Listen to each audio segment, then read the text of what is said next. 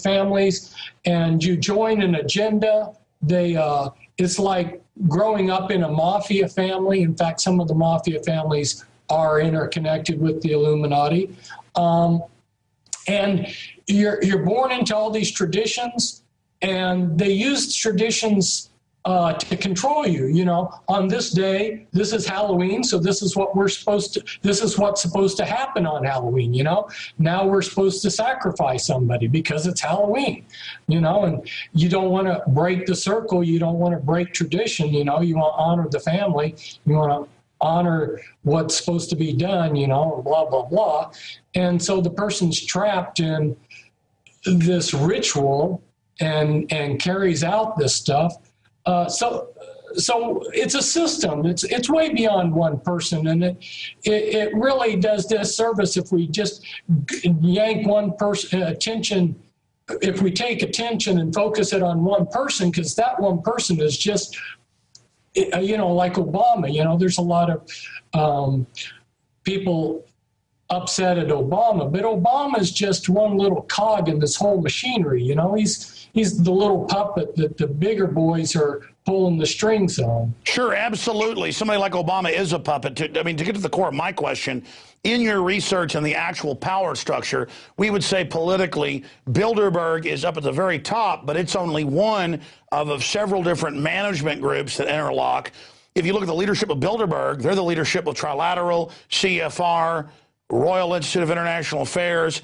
It's a secret room, kind of good old boy mafia commission system. That's the temporal power. But then you find these groups are all obsessed with other secret societies. So I'm saying within the hierarchy globally of the Illuminati that you write about in Bloodlines of the Illuminati, now 10 years later, any revisions or added points you'd like to make? When we look at the Illuminati structure, you know, I know it's Luciferians at the top. The Satanists fit in beneath that. How do all these other occultic systems, the kingdom of the cults, fit into this black pyramid? From your research, from top to bottom, what's the hierarchy? You know, from the 13 families to the servant families around them to the 6,000 superclass. How does the Committee of 300 nest within that? It's interlocking at many different levels, and the mind control, which creates multiple personalities, allows them to have one person function at many different levels. Just like you yourself wear many hats. You know, you might be the uncle to somebody, and to somebody else you're their client, and to somebody else you're blah blah blah. A single person in the Illuminati can function at many different levels. At the very top is what's called the hierarchy level, but at the bottom it's called the anarchy level, and the anarchy level is the whole sum of all of these different occultic groups, different types of covens, different kinds of witchcraft rites, different Masonic groups, blah blah blah, on and on. So many groups, you know, and one has to go to my writings like Be Wise as Serpents to start to get a comprehensive picture of all of these different groups. But that's the anarchy level, and at the anarchy level, they all look like grassroots groups that are not connected. But within each of those grassroots groups are certain key people that are connected back to the hierarchy. So it's all interlocked. And it has to be, because this whole system, Satan is a control freak. The people underneath him, directly underneath him, are control freaks. And the more power they get, the more drunk with power they get, and the more control they have to get. Maybe somebody's out there in your listener land has had a boss that was a control freak. You know how these people are. The more control they get, the more power they want. They're drunk with it, and that's the way things are. So all these grassroots groups, like you were mentioning, these little Wiccans that get upset with you, you know, even though they may or may not know it, their group's going to connect back in and be very specifically tied in. It's not going to be a loose cannon like even some of the members may think. It just doesn't work that way. We're talking about people who want to be able to manipulate and control everything. Let me ask you a question, because growing up in Dallas, in Rockwall, there was unbelievable occultic activity, and repeatedly, as a child, you know, I'd be 14, have a 16-year-old girlfriend or whatever, and I'd get taken out to some giant mansion in the countryside, and it would be serious occult type stuff, but I would never be part of it. It was always the entryway to it, but I never got involved in it. I've now met a lot of famous people, and some of them off record will, tell you, yeah, this stuff's real. I've seen it, I've been there. But generally, they just went into the entry-level stuff. So how widespread is it? Because I never tend to think I'm some super special person. I did grow up, in one of the wealthiest areas of Texas, so I saw some of this, but it was everywhere there. I haven't seen as much of it here in Austin. It's more of a new agey type system where they're more just deceived. I mean, I know the occult's here. Dallas was so strong. I've been in other parts of the country and haven't seen it. From your research, what's going on in Dallas, Texas? Wow, offhand, you got me there. In my Ezekiel 6:3 book, I listed ritual sites all across the United States, but there's a lot of them, and this thing is basically comprehensive across the United States. What surprised me is even in little towns, especially sometimes in little towns, in fact, there are some little towns that the whole population is part of some satanic cult. Wasn't there a movie called Race with the Devil or something, where the whole town's satanic and they see the ritual, so they're getting chased. At the end, they think they've gotten away, but the next town is satanic and they arrest, they kill them? Yeah, and these things are not totally off base. There's nugget of truth in these kind of movies. Off the top of my head, I couldn't tell you about the occult activity specifically in Dallas. Sure. My point is, did I just mistakenly run into a bunch of this? Or, I mean, I guess you answered it. It's everywhere. It's everywhere. It's everywhere. And that's so true. And if there is a spot that it didn't exist, why, that would be like the clean spot that had to be dirtied. They would move in to dirty it. So it's pretty systematic. People don't realize how systematic this thing is. I know firsthand from several venues that they have specific people assigned to watch. And let's say there is a genuine, sincere Christian minister, then they target that person. So it's not haphazard how they extend their control, but they are very systematic in watching what's going on everywhere. Well, that's what I was told when I was about 13, 14, 15.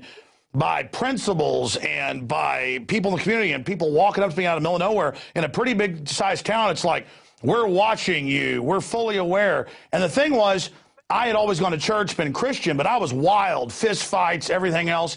It's almost like that dark energy early on was trying to suck me in. And then my question is this just across the board? Or, as you were saying, it's systematic? Did they recognize that I was going to be a threat to them later? Well, they are watching. It's most amazing how they're watching in the schools very quietly, identifying the thought patterns of students, seeing what their potential is, which ones might present problems later on. And they do a lot of grooming, setting people up to go certain directions. It's pretty amazing, actually. The extent of how much little puppet pulling they're doing and how much rearranging and structuring they're doing. And even if you're outside of their direct control, they're still trying to manipulate you, like you were saying. Well, they also then started death threatening me because I was exposing police drug dealing in the area, which later did come out. Expanding on that, what about the military and the occult? You know, I know you went to West Point when you were young, and in that, did you recognize any of it at the time, or what did you see? Yes, I did. And West Point's, the daycare center there had a scandal where they had the children being molested, and that ties back in with the mind control.